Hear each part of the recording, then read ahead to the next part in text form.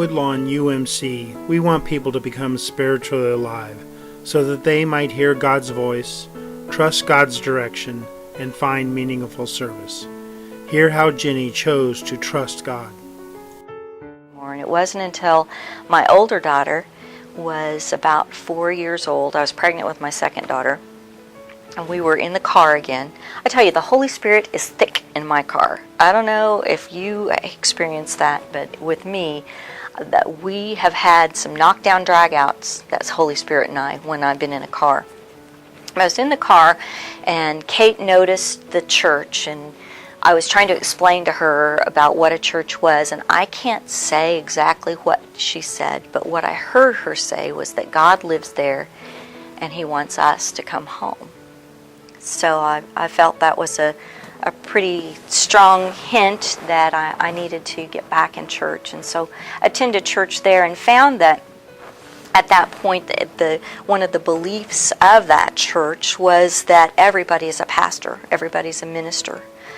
And so being called out to ministry, I'm still having that call on my life as a minister, but by that time I'd been a police officer for a while, and it seemed perfectly relevant that what I was doing was to put my ministry into my police work, which I did.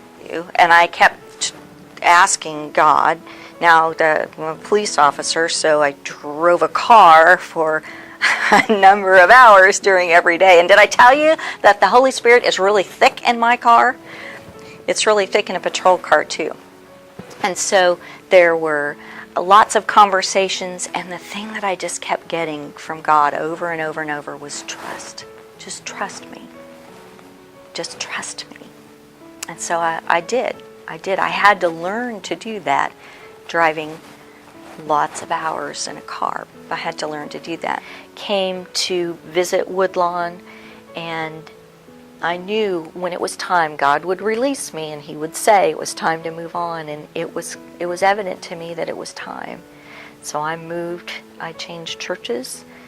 I stepped out on faith that I was making the right choice to do that. When I've got a child she's in high school now, and even at that point wasn't really sure how all this was going to look. But then when it was time, it was time. Doors started flying open, things started falling into place. All of those experiences that I'd had from the time I was 7 were starting to come full circle. And so the stuff that I did that was in college, those decisions that I made that were redeemed, there was a reason for that.